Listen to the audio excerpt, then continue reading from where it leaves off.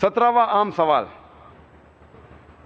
جو اکثر غیر مسلمان پوچھتے ہیں اسلام کے متعلق، وہ یہ ہے کہ اسلام میں آپ مسلمان موت کے بعد زندگی کے بارے میں ایمان رکھتے ہیں۔ اسلام میں کہا گیا ہے کہ موت کے بعد زندگی ہے، یہ آپ کیسے ثابت کر سکتے ہیں؟ یہ ثابت کرنے کے دو طریقے ہیں۔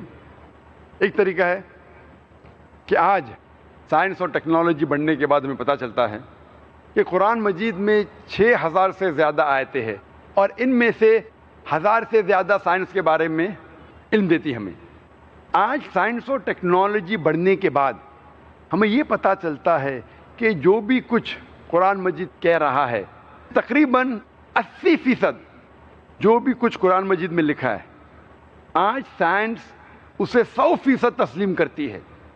مثال کے طور پہ کس طریقے سے کائنات قائم ہوئی، سورج کے بارے میں، چاند کے بارے میں، ان سب چیزوں کے بارے میں جب ہم تحقیق کرتے ہیں، آج کی سائنس یہ کہتی ہے کہ 80% جو ہمیں معلومات ملتے ہیں قرآن میں سے، اگر ہم سائنس کے ذریعوں سے پرکھیں تو پتہ چلتا ہے کہ وہ 100% صحیح ہے، باقی 20% ڈاؤٹ فل ہے، ہو سکتا ہے صحیح ہے، ہو سکتا ہے غلط ہے۔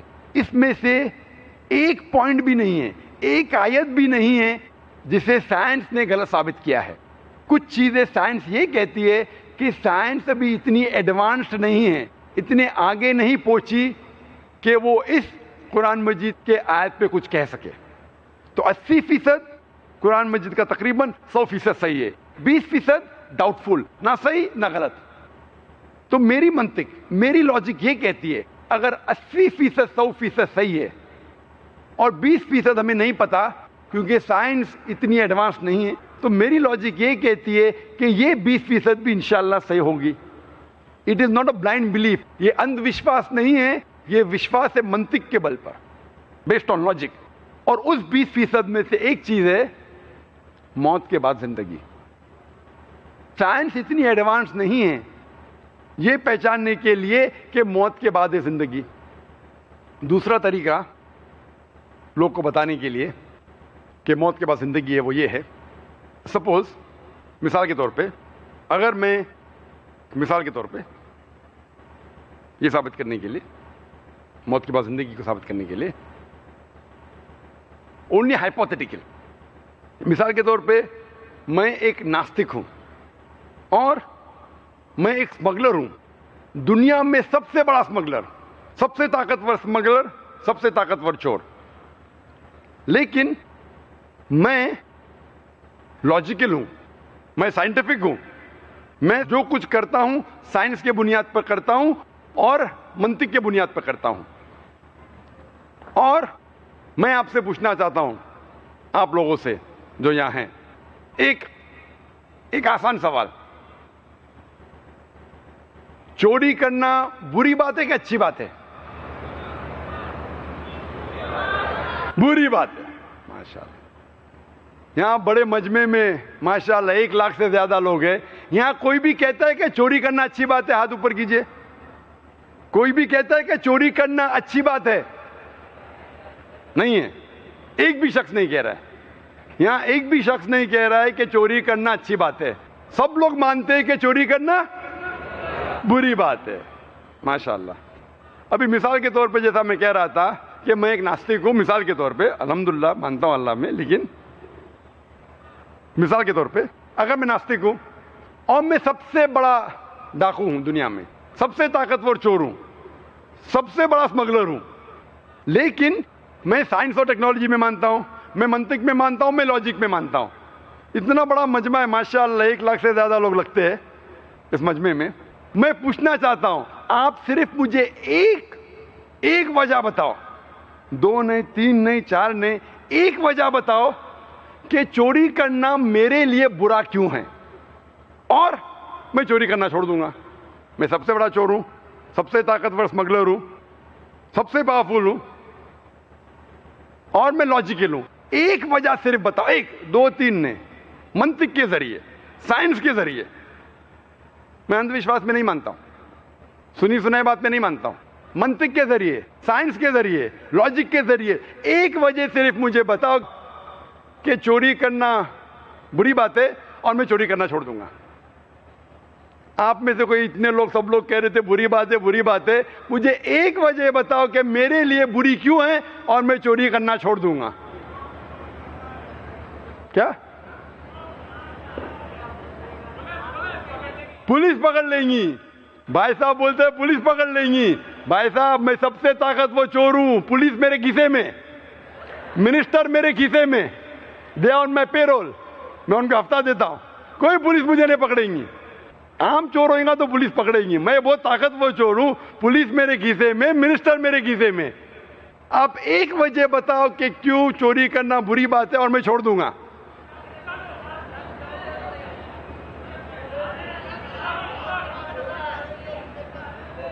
تکلیف ہوئیں گی.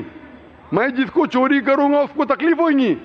جس سے میں چوری کرتا ہوں اس کے لیے بری بات ہے, میرے لیے کیا بری بات ہے؟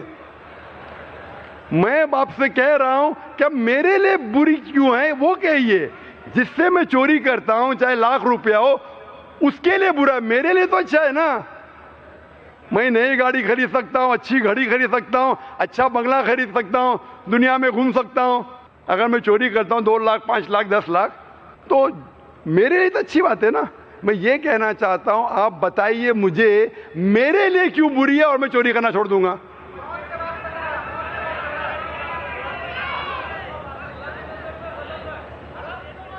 حرام کی کمائیں, یا بھائی صاحب نے بولا حرام کی کمائیں, یہ کدھر لکھا ہے حرام کی کمائیں؟ میں نے کہا منطق کے ذریعے بتاؤ, لاجک کے ذریعے, سائنس کے ذریعے. میں سائنس کی کتاب پڑھا ہوں, کدھر بھی سائنس کی کتاب میں نہیں لکھا ہے کہ چوری کرنا حرام ہے. آپ مجھے ایک وجہ بتاؤ کہ کیوں غلط ہے اور میں چوری کرنا چھوڑ دوں گا. ایک وجہ, 2 نہیں 3 نہیں, منطق سے یا سائنس کے ذریعے ایک وجہ بتاؤ کیوں غلط ہے اور میں چھوڑ دوں گا. بھائی صاحب بہت دور ہے, سننے میں نہیں آئے گا. چور ہے, لوگ مجھے چور بولیں گے. ارے چوری کرنا تو اچھی بات ہے نا, تو میری تعریف کریں گے, اچھا لگے گا مجھے. اگر لوگ مجھے چور بولیں گے, میرے نزدیک چوری کرنا اچھی بات ہے, تو میری تعریف کریں گے کرنے, تو آپ کو کیوں پرابلم ہو رہا ہے؟ لوگ جب میری تعریف کر رہے ہیں آپ کو کیوں پرابلم ہو رہا ہے؟ کسی شخص نے کہا کہ کوئی میری چوری کرے گا. بھائی صاحب میری چوری کوئی کر ہی نہیں سکتا ہے. میرے پاس 100 باڈی گارڈز ہے اسٹیج کے پیچھے کھڑے AK-47 کے ساتھ.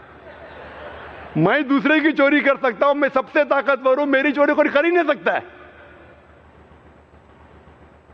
ہو سکتا ہے کوئی لوگ, ابھی آپ کے جوابات ختم ہو گئے, لیکن کیونکہ میں اکثر یہ پریکٹس کرتا ہوں اور بھی سوالات آتے ہیں اور بھی جوابات آتے.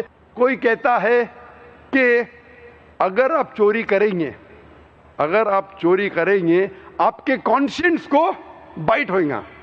آپ کا جو کانشینس ہے, ایمان, ضمیر, ضمیر میرے دوست کا نام بھی ہے, آپ کا ضمیر گوارے گا نہیں. میں نے کہا میرا ضمیر مبنی ہے منطق پہ اور سائنس کے. میرا ضمیر میں کوئی پرابلم نہیں ہوتا ہے, میں سائنٹیفک آدمی ہوں. آپ کا ضمیر کہتا ہے آپ مت چوری کرو, میرا ضمیر تو کہتا ہے بھائی سائنس کے بنیاد پہ چوری کرنا غلط نہیں ہے. آپ کا ضمیر ہوتا ہے آپ مت کرو, میرا ضمیر تو کہتا ہے بھائی سائنس اور منطق کے حساب سے چلو. کوئی کہے گا یہ ہیومینٹی کے خلاف ہے, انسانیت کے خلاف ہے. میں کہتا ہوں کس نے لکھا یہ کتاب انسانیت؟ میرے لیے تو اچھی بات ہے, میں چوری کر سکتا ہوں, گھومنے جا سکتا ہوں, بنگلہ خرید سکتا ہوں, گاڑی خرید سکتا ہوں, کیا بری بات ہے؟ منطق کے ذریعے یہ ثابت کرنا مشکل ہے. ابھی ہم اپنا سائڈ ادلا بدلی کرتے ہیں, بدلتے ہیں. آپ وہ ہے ناستک مثال کے طور پہ, چور یا بڑے ڈاکو, اور میں ایک مسلمان ہوں, چھوٹا سا دائی ذاکر. میں مانتا ہوں, میں اگر کہوں گا اس سے کہ پولیس پکڑیں گے, وہ کہیں گا پولیس میرے کھیسے میں, منسٹر میرے کھیسے میں. آپ کی کوئی چوری کرے گا, وہ کہیں گا میرے کوئی چوری کر ہی نہیں سکتا ہے, میرے پاس 100 باڈی گارڈ ہے. کوئی کہے گا ارے وہ بیچارے کو تکلیف ہو رہی ہے, وہ کہیں گا اس کو تکلیف ہوتی ہے, دو مجھے تو فائدہ ہے تو میں چوری کروں گا. میں یہ کہوں گا کہ آپ کا ضمیر نہیں گوارے گا، میرا ضمیر تو کہتا ہے منطق کے حساب سے چلو. یہ جو بھی آپ اس سے کوشش کریں گے ثابت کرنے کے لیے، ممکن ہی نہیں کہ عام منطق اور عام سائنس اور ٹیکنالوجی کے ذریعے آپ ثابت کر سکے کہ چوری کرنا غلط ہے. لیکن اگر آپ قرآن کا سہارا لیں گے، اور سب سے پہلے کانفرنس میں تقریر کیا تھا، از دا قرآن گاڈز ورڈ، کیا قرآن اللہ کا پیغام ہے؟ اور اس میں ثابت کیا ہوں سائنس اور ٹیکنالوجی کے ذریعے اللہ سبحانہ و تعالیٰ کا وجود، اور سائنس کے ذریعے اور قرآن کے ذریعے، قرآن سائنس کے اوپر ہے، قرآن کے ذریعے کیونکہ وہ ڈاکو سائنس میں مانتا ہے، میں قرآن کے ذریعے سائنس کی مدد لیتے ہوئے اس ڈاکو کو یہ ثابت کروں گا کہ اس کائنات کا بنانے والا، اس کا خالق، اس کا مالک، اس کا رب ہے اللہ سبحانہ و تعالیٰ. مثال ایک ہی دوں گا، نہیں تو اس کے اندر ہی پوری تقریر ہو جائیں گی. میں اس سے پوچھوں گا یہ کائنات وجود میں کیسی آئے، تو وہ جو ڈاکو ہے، چور ہے، کہیں گا کہ بگ بینگ کے ذریعے. سائنسدان یہ کہتے ہیں کہ ہماری ساری کائنات ایک گولا تھی، اٹ واز پرائمری نیبولا، ایک دھماکہ ہوا، اس کے ذریعے گیلیکسیز آئے، ستارے، چاند، سورج اور یہ زمین.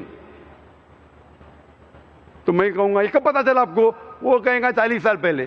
میں اس سے کہوں گا یہ تو قرآن مجید میں 1400 سال پہلے لکھا ہے. اللہ تعالیٰ فرماتے سورہ انبیاء میں سورہ نمبر 21 آیت نمبر 30 میں، اولم یر الذین کفروا ان السماوات والارض کانتا رتقا ففتقناہما، کہ وہ دیکھتے نہیں وہ لوگ، کافر لوگ، کہ یہ کائنات کیسے وجود میں آئے. یہ ایک پرائمری نیبولا تھی اور اللہ سبحانہ و تعالیٰ نے کانتا رتقا ففتقناہما اسے علیحدہ کیا. وہ جو آپ بگ بینگ کہہ رہے ہیں، یہ قرآن مجید میں اس کا ذکر آتا ہے ایک نٹشل میں، ایک آیت میں، سورہ انبیاء سورہ نمبر 21 آیت نمبر 30 میں. یہ 1400 سال پہلے اس کا ذکر ہو چکا ہے. اسی طریقے سے میں کہوں گا اور سورج کے بارے میں، چاند کے بارے میں، biology, zoology, geology, botany, astronomy, embryology. آخر میں اسے قبول ہی کرنے پڑے گا کہ اس قرآن کا جو لکھک ہے وہ ہے اللہ سبحانہ و تعالیٰ. پہلا میں ثابت کروں گا اس چور کو اللہ سبحانہ و تعالیٰ کے بارے میں، اور پھر اسے پتہ لگے گا سب سے طاقتور ہے اللہ سبحانہ و تعالیٰ. جب میں ثابت کر لوں گا کہ اللہ سبحانہ و تعالیٰ کا وجود اور سب سے طاقتور اللہ ہے، پھر میں پوچھوں گا اگر کوئی تمہارے ساتھ ناانصافی کرے گا، اگر کوئی تمہارے ساتھ، اگر تمہارے گھر کے خواتین کے ساتھ کوئی غلط کام کرے گا تو آپ انصاف نہیں چاہیں گے؟ وہ کہیں گا بے شک ہم چاہیں گے، ہر انسان چاہیں گا کہ انصاف ہو. لیکن ہم دنیا میں دیکھتے ہیں کہ کئی چور لوگ ہیں، کچھ چور لوگ پکڑے جاتے ہیں پولیس کے ذریعے، بٹ ہزاروں چور ہیں جو عیش کر رہے ہیں، اچھی زندگی بتا رہے. ہزاروں اسمگلر ہے جو غلط کام کر رہے، اچھی زندگی بتاتے، مر جاتے. دنیا میں تو عیش و آرام سے جیتے، تو انصاف کدھر؟ اور آپ تو کہتے ہیں کہ آپ کا اللہ جو کائنات کا مالک ہے وہ حق پر ہے. قرآن مجید میں اللہ تعالیٰ فرماتے سورہ نساء میں سورہ نمبر 4 آیت نمبر 40 میں کہ اللہ سبحانہ و تعالیٰ ان کے برابر بھی ناانصافی نہیں کرتے. ہمیشہ اللہ سبحانہ و تعالیٰ 100% انصافی کرتے ہیں. لیکن جب ہم دیکھتے ہیں کچھ لوگ جو غلط کام کرتے ہیں، کچھ انسان، ان کو ہو سکتا ہے پولیس پکڑتی ہے، ہو سکتا ہے انہیں اس دنیا میں سزا ملتی ہے، لیکن سینکڑوں، ہزاروں، لاکھوں انسان ہیں جو ہم جانتے ہیں غلط کام کر رہے ہیں، چوری کر رہے ہیں، بلاತ್ಕಾರ کر رہے ہیں، رشوت دے رہے، پھر بھی اس دنیا میں اچھی زندگی بسر کرتے ہیں. تو تمہارا اللہ سبحانہ و تعالی کس طریقے سے انصاف کر رہا ہے؟ اللہ تعالیٰ فرماتے سورہ ملک میں سورہ نمبر 67 آیت نمبر 2 میں، الذی خلق الموت والحیات، اللہ سبحانہ و تعالیٰ نے زندگی دی اور موت دی. الذی خلق الموت والحیات، اللہ سبحانہ و تعالیٰ نے موت دی اور زندگی دی تاکہ آپ لوگ کو پرکھے آپ میں سے اچھا کون ہے. اللہ تعالیٰ نے موت دی اور زندگی دی تاکہ آپ لوگ کو پرکھے آپ میں سے اچھا کون ہے.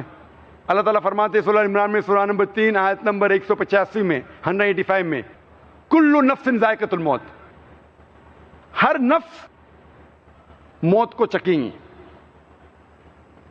ہر نفس موت کو چکیں گی. اور جو آخری فیصلہ، جو مکمل فیصلہ ہے وہ یوم الدین میں، وہ آخرت میں. اگر کوئی انسان جنت میں جاتا ہے اور آنکھ سے بچ جاتا ہے، وہ انسان اس زندگی میں سفلتا پاتا ہے، کامیابی پاتا ہے. ورنہ یہ زندگی ایک فریب ہے. اللہ تعالیٰ فرماتے ہیں اس آیت میں سورہ عمران سورہ 3 آیت نمبر 185 میں کہ جو پورا حساب کتاب کب ہوگا؟ قیامت کے دن پہ، قیامت کے بعد، آخرت میں. وہ مالک یوم الدین ہے. اس کا مطلب ہو سکتا ہے کچھ سزا یا کچھ ریوارڈ، کچھ اجر آپ کو دنیا میں مل سکتا ہے، کچھ ملے گا آخرت میں. دونوں کو جوڑ کے جو مکمل فیصلہ ہے، آخری فیصلہ ہے، وہ ملے گا آپ کو آخرت میں.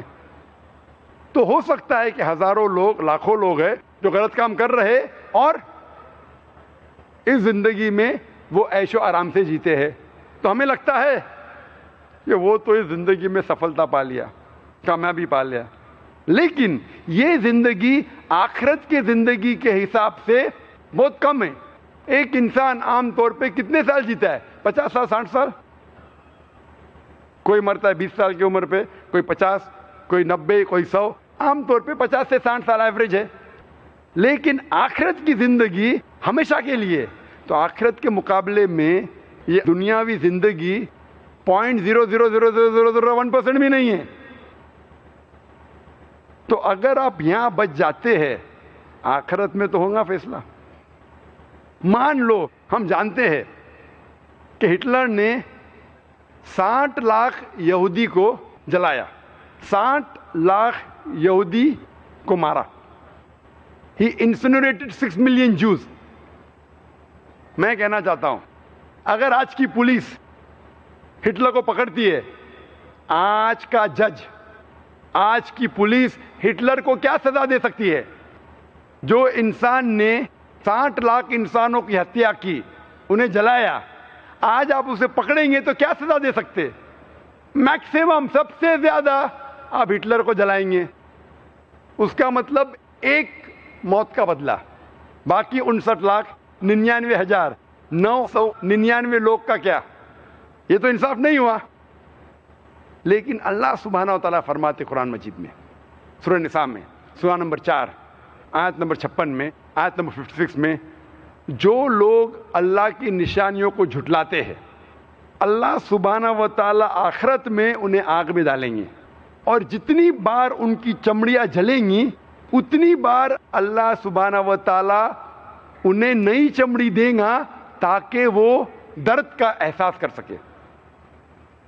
اللہ تعالیٰ فرماتے ہیں کہ جو اللہ کی نشانیوں کو جھٹلاتا ہے، اللہ تعالیٰ انہیں آخرت میں آگ میں ڈالیں گے، اور جتنے بار ان کی چمڑیاں جلیں گی اتنے بار نئی چمڑی دیں گے تاکہ وہ درد کا احساس کر سکے. آج سائنس یہ کہتی ہے کہ درد کا احساس برین کے علاوہ دیر آر پین ریسیپٹر چمڑی میں ہے. جب پین ریسیپٹر جل جاتے تو درد کا احساس ہوتا ہی نہیں. اور جب کوئی انسان آتا ہے برن انجری سے، ہم ڈاکٹر لوگ پن لیتے اور ٹیسٹ کرتے، اگر اس انسان کو درد ہوا ہم خوش ہے، اٹ از سپرفیشل برن، اوپر سے جل گیا ہے. اگر اسے درد کا احساس نہیں ہوتا ہے ہمیں دکھ ہوتا ہے، it is a deep burn, اس کے پین ریسیپٹر جل چکے ہیں. اللہ تعالیٰ فرماتے ہیں ہم انہیں آگ میں ڈالیں گے، جتنی بار ان کی چمڑی جلیں گی نئی چمڑی دیں گے تاکہ وہ درد کا احساس کر سکے. اللہ تعالیٰ اگر چاہے 60 لاکھ بار ہٹلر کو جلا سکتا ہے، چاہے تو 60 لاکھ بار نہیں 6 کروڑ ٹائم جلا سکتا ہے. اس دنیا میں ہم انہیں سزا دے ہی نہیں سکتے. اسی لیے اگر کسی شخص کو یہ ثابت کرنا ہے، یہ بتانا ہے کہ چوری کرنا غلط ہے، بلاತ್ಕಾರ کرنا غلط ہے، اسے خدا میں پہلے ماننا چاہیے. لیکن صرف خدا میں ماننا کافی نہیں ہے، خدا کے ساتھ ساتھ آخرت میں ماننا ضروری ہے، کیونکہ اگر آخرت نہیں تو پھر جسٹس کہاں ملیں گی؟ خدا میں ماننے کے علاوہ آخرت کی زندگی میں ماننا فرض ہے، کیونکہ صرف آخرت کی زندگی کے ذریعے میں آپ کو بتا سکوں گا کہ چوری کرنا غلط ہے، ڈاکہ ڈالنا غلط ہے، زنا کرنا غلط ہے، بلاತ್ಕಾರ کرنا غلط ہے، کیونکہ اگر آپ یہاں چھوٹ جائیں گے اس موت کے بعد کی زندگی میں آپ نہیں چھوٹیں گے۔ اسی لیے اگر ہم سب جانتے ہیں کہ چوری کرنا غلط ہے، بلاತ್ಕಾರ کرنا غلط ہے، یہ صرف آخرت کی زندگی، موت کے بعد کی زندگی میں اگر یقین ہے پھر ہی آپ ثابت کر سکیں گے کہ چوری کرنا غلط ہے، ورنہ ممکن ہی نہیں ہے۔